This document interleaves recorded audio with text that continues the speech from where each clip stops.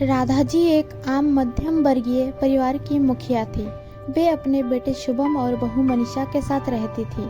एक बेटी सीमा थी जो कि शादी के बाद अमेरिका में बस गई थी।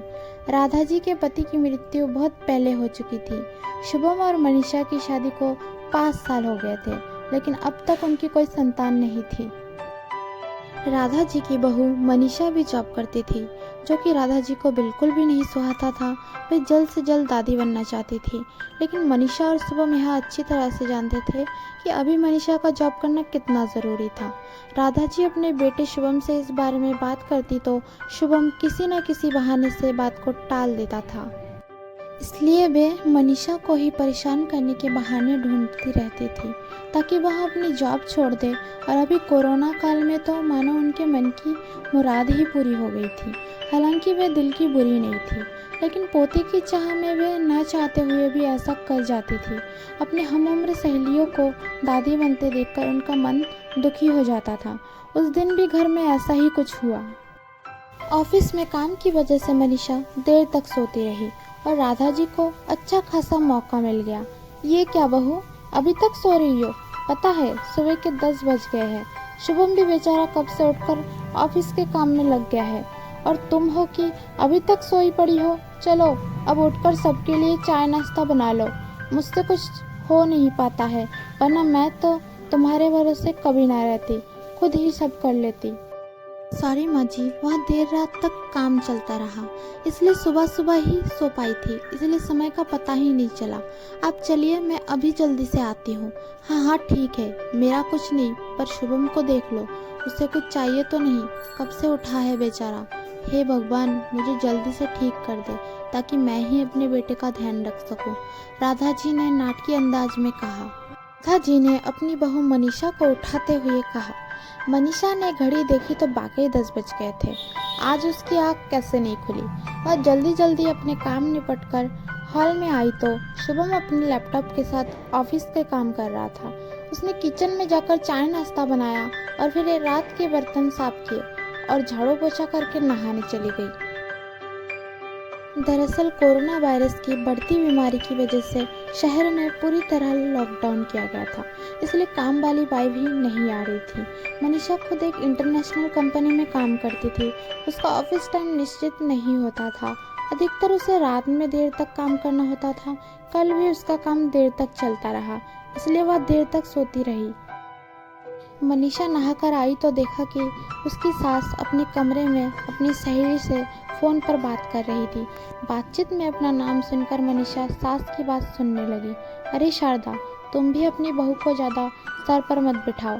बहू को ज़्यादा उड़ने दोगी तो कल को अपनी नौकरी के चक्कर में वह तुम्हें ही घर की नौकरानी बनाकर छोड़ेगी। मैं तो भाई शुरू से ही मनीषा के नौकरी के खिलाफ थी। अब करे नौकरी शौक से, पर साथ साथ घर के काम भी करे तो बदन दर्द का बहाना बनाकर बैठ जाती हूँ, नहीं तो सारे काम का बोझ मेरे सर पर आ गिरता। मैं कोई मुफ्त की नौकरानी थोड़ी हूँ। मैं तो कहती हूँ तुम भी यही किया करो। सास की बात सुनकर मनीषा की आंखों में आंसू आ गए। वह जिस सास को बीमार समझकर उनकी दिन रात सेवा करती है, उन्हें एक गिलास तक उठाने नहीं देती है, सारा दिन घर का और रात को ऑफिस का काम करके थकान से चूर होकर भी उफ तक नहीं करती, उसका यह फल मिला है उसे। माना वे मेरी नौकरी के खिलाफ है, मगर यदि घर की किस्त नहीं होती तो वह भी कभी नौकरी नहीं करती। शुभम का बोझ कम करने के लिए ही तो वह नौकरी कर रही थी। खैर अभी के मुश्किल समय में वह सास से किसी भी बात पर बहस नहीं करना चाहती थी जिससे घर का माहौल खराब हो, इसलिए वह उनकी बात को नज़रअंदाज करके वहाँ से चली गई।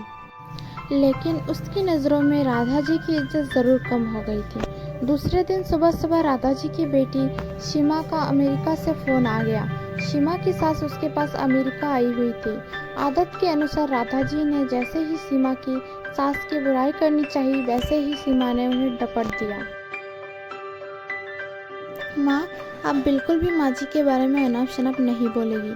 पता है आपके चक्कर में आकर मैंने उनके साथ कितना बुरा व्यवहार किया था, लेकिन आज मुझे उनकी कीमत पता चल गई है। तुम तो उनके यहाँ पर आने के कितने खिलाफ थे, मगर आज अगर वे यहाँ नहीं होती ना माँ, तो ना जाने हमारे क्या हाल होता। तुम्हें तो पता ही है कि मेरा नौकरी करना कितना ज़रूरी है, कोरोना ने यहाँ भी ऐसा कह ढाया है कि घर से ही सब करना पड़ रहा है। किट्टू का बेबी केयर सेंटर भी बंद है। मैं और राजेश फुल टाइम बिजी रहते हैं। ऐसे में माँ जी ने अकेले ही किट्टू के साथ साथ पूरे घर का सारा काम संभाला हुआ है। मुझे कुछ भी नहीं करने देती है। अगर वे नहीं होती तो माँ हमारा क्या होता, यह सोचकर ही रोंगटे खड़े हो जाते हैं। सच में माँ, वे कोई साधारण महिला नहीं है, बल्कि मेरे लिए तो देवी के समान है। मेरे इतने अपमान करने के बावजूद। और सीमा रोने लगी। उसने फ़ोन काट दिया। सीमा की बात सुनकर राधा जी की भी आंखें भर आई। उन्हें अपनी भूल का एहसास हो गया था। मनीषा तो वाकई उनका कितना ख्याल रखती है। उनकी कड़वी से कड़वी बात का भी बुरा नहीं मानती है, उल्टे जवाब भी नहीं देती है। वाकई अभी का समय तो एक दूसरे को हौसला देने का है, सारे गिले शिकवे बुलाकर एक दूसरे की मदद करने का है। तो फिर ये स्वार्थ में कैसे अंधी हो गई थी, इतना कैसे गिर गई थी कि ऐसे मुश्किल समय में अपने ही परिवार की सहायता नहीं कर सकती। उन्होंने उसी समय मनीषा को बुलाकर उसके सिर पर प्यार से हाथ फेरते हुए कहा, मनीषा, आज से घर के कामों की आधी जिम्मेदारी मेरी रहेगी। मैंने आज तक तुम्हें जो भी कहा और किया उसके लिए सॉरी। चलो अब तुम जाकर आराम करो, खाना मैं बना लूँगी। इधर सास का बदला हुआ रूप देखकर मनीषा की भी आंखों में खुशी के आंसू आ गए और अपनी सास के प्रति उसके मन में फिर से पहले वाला सम्मान वापस आ गया था। इस कहानी से हमें यह शिक्षा मिलती है कि शायद हमारे जीवन में मुश्किल समय आता ही इसलिए है कि हमें एक दूसरे की अहमियत का पता चले, अपनी गलतियों का एहसास होने लगे और आगे बढ़कर माफ़ी मांगने से वाकई इंसान छोटा नहीं बल्कि बहुत बड़ा हो जाता है, राधा जी की तरह। अगर आपको मेरी वीडियो अच्छी लगी है तो लाइक, कमेंट, सब्सक्राइब ज़रूर करें। Thank you.